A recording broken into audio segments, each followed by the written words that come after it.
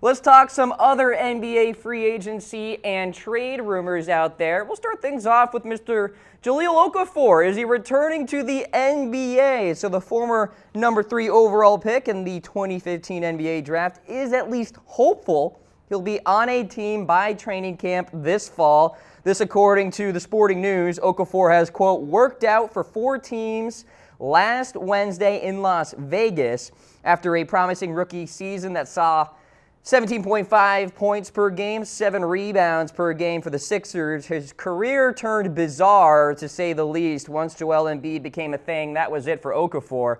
Completely fell out of the 76ers rotation last season and then was traded to the Nets. Never made a start for Brooklyn either. So Okafor perhaps experimenting a little bit, seeing what he can do. And he really doesn't check all the boxes, if you will, for a modern-day NBA center. He's not very good on D. He has no shooting range, and he's not a rim finisher off the pick and roll either. So don't really know where this guy is going to fit in the NBA, but he's trying to make it happen, trying to make a return. So who knows what's going to go down with that. But one thing we do know, he's not returning to the Brooklyn Nets. All right, how about the Cavs shopping Kevin Love here? So Ty Lue said some interesting comments recently on Love, saying, quote, we've just got to see how he feels and what he wants to do. I think he's earned that respect from us, from myself, from our organization, and that if he wants to be in a better position, then we got to get him there. Well, what exactly does that mean, Ty? Better position meaning another team out there? Now, most NBA executives believe Kevin Love is going to be a Cleveland Cavalier this season, but perhaps the Boston Celtics or the Los Angeles Lakers make a run at Kevin Love, especially in light of the Kawhi Leonard breaking news with him going to Toronto.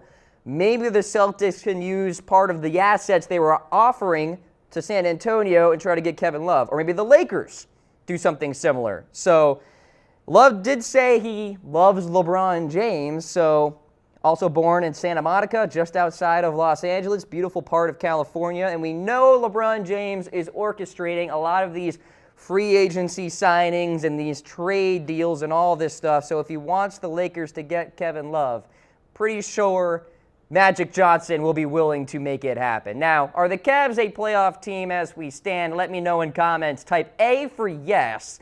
Type B for no. Want to hear from you guys. And I'm seeing a lot of B's out there in that they are not a playoff team. So maybe the Cavs take a step back. We shall see. How about this? The 76ers may be acquiring Jimmy Butler. This according to Sixers Wire. Philadelphia may come to the negotiating table if Jimmy Butler is on the trade block. That is a big if, by the way. But Butler is reportedly frustrated with his young teammates, specifically Karl Anthony Towns and Andrew Wiggins. Now, Butler also recently declined a 4-year, $100 million contract extension with the Timberwolves, which is fairly telling to me. And you guys probably saw the rumors out there about Jimmy Butler being active on social media, somewhat indicating that he wants to be on the San Antonio Spurs. So maybe the Spurs continue to be active in trades and somehow acquire Jimmy Butler. Butler will become an unrestricted free agent in 2019, so it begs the question, if Minnesota realizes that Jimmy Butler does not want to be with the Timberwolves, why not trade him now to at least get some sort of compensation? It's the Kawhi Leonard logic, if you will, with the Spurs. They tried to deal him so they could get compensation, right? They knew that he was going to be on his way out in 2019.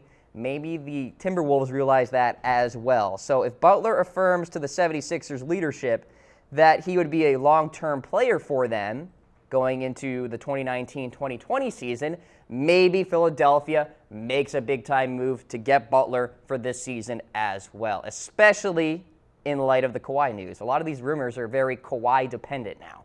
All right, how about this? Kemba Walker, is he going to remain with Charlotte long-term?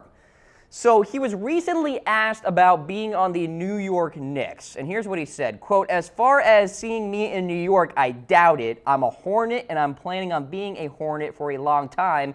So yeah, I'm not sure about that, meaning New York. Now, Walker did grow up in the Bronx and will become a free agent this summer.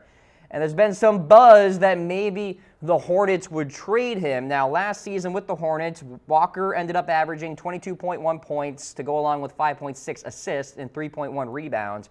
Named to the Eastern Conference All-Star team as well. He's a great player, very integral part of that team for Charlotte. And Charlotte's leadership has been very vocal that they want to keep him there within the franchise for quite some time. So he could, of course, change his mind, Kemba could, and say, well, you know what? I'm going to test free agency, test the open waters, see if maybe the New York Knicks would be willing to offer me a big-time fat contract, more so than what the Charlotte Hornets would be willing to offer me. He could also be your classic trade deadline rumor. I think Kemba Walker is going to be a big-time name to watch out for as we get closer to the NBA trade deadline, where teams out there, maybe the Knicks could be surprising and the Charlotte Hornets are disappointing, call up and say, hey, we want Kemba Walker.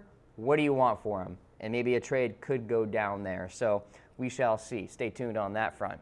All right, how about Buddy Hield? He's not worried about any trade rumors out there.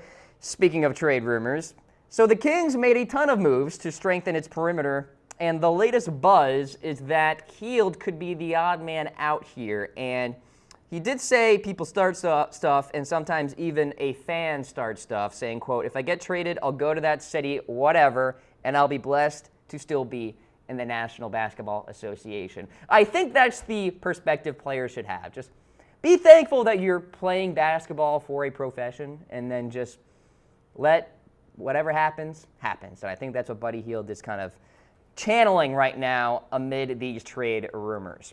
All right, how about some news in regards to Kendrick Perkins? The Cavs have waived him. That went down yesterday. So Perkins joined the Celtics for a short period of time, and he's 33 years old. He was signed with the Cavs in April, and he was really meant for that playoff run, to be honest with you, and he played in just one game. So his tenure was short. The Cavs picked up Perkins as team option in June, but that was non-guaranteed, so maybe Cleveland did that to facilitate a trade of some sort that never came to fruition. So Kendrick Perkins, now a free agent, and like I said, he was meant for the playoffs, and the only thing that really Kendrick Perkins did in the postseason was get into verbal altercations with Drake and Steph Curry.